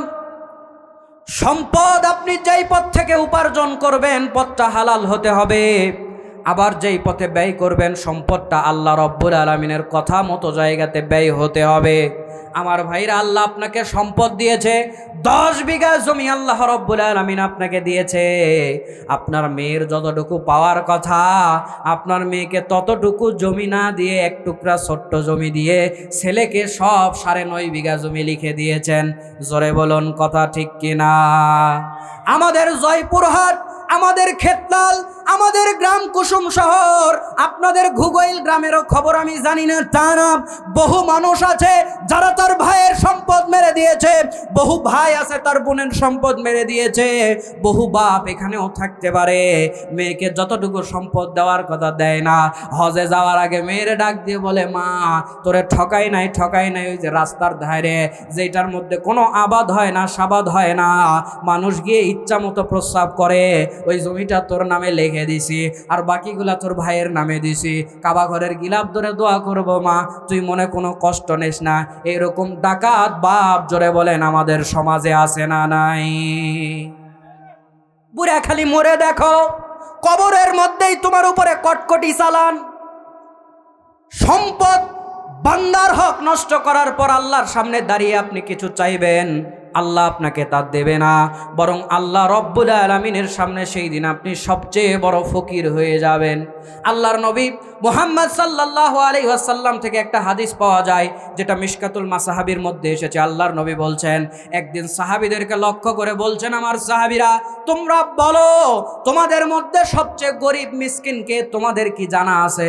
বলছে না আমরা জানি না, আমরা তো মনে করি যার টাকা পয়সা নাই সে হলো গরিব আর মিসকিন।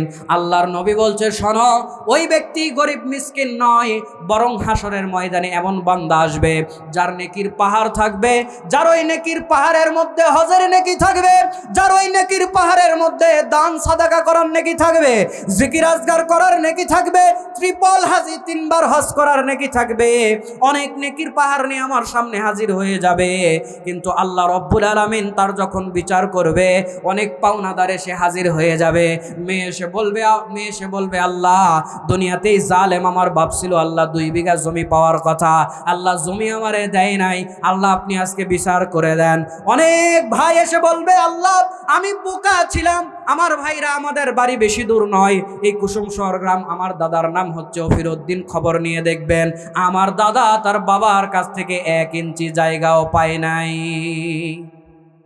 ভাইরা সব মেরে দিয়েছে, ওই জালেমরা সব মেরে দিয়েছে। আমার আপন দাদার কথা বলছি, আমার দাদা খাটাখাটনি করে যতটুকু করতে পেরেছে আল্লাহ তাকে তৌফিক দিয়েছে, এটারাই ছেলেরা মেয়েরা ভাগ পেয়েছে।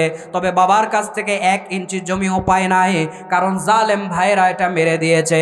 তো এরকম অনেক ভাই এসে বলবে, আল্লাহ আমার ভাই আমার সম্পদ মেরে দিয়েছে, আল্লাহ আমি বিচার চাই। রিক্সাওয়ালা এসে বলবে, আল্লাহ 30 টাকার ভাড়া থাপ্পড় দিয়ে আল্লাহ 10 টাকা দিয়েছিল, 20 টাকা দেয় নাই, আমি ওই 20 টাকার বিচার চাই, থাপ্পড়ের বিচার চাই। কারণ যাদের এইরকম ঘাপলা মেরে খাওয়ার অভ্যাস, সব জায়গাতে ঘাপলা মারে। কথা বলুন ঠিক কিনা? সবাই এসে হাজির হয়ে যাবে, নেকির পাহাড় নিয়ে আসবে।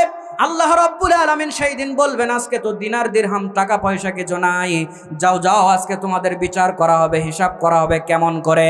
আল্লাহ বলবেন, ওর নেকির পাহাড় থেকে ওই যে ভাইয়ের জমি মেরে দিয়েছিল তাকে নেকি দিয়ে দাও, বোনকে জমি দেয় নাই নেকি দিয়ে দাও, রিক্সাওয়ালাকে থাপ্পড় দিয়ে টাকা দেয় নাই, যাও তাকেও নেকি দিয়ে তার ক্ষতিপূরণ করে দাও। এক পর্যায়ে নেকির পাহাড় দিতে দিতে নেকি শেষ, পাওনাদার এখনো বাকি থাকবে।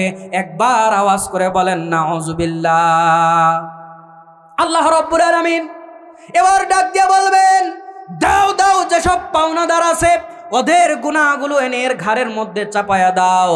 নেকির পাহাড় শেষ হয়ে গেল, গুনাহ নিতে নিতে গুনার পাহাড় উঁচা হয়ে গেল, লোকটা জাহান্নামের পথে চলে গেল।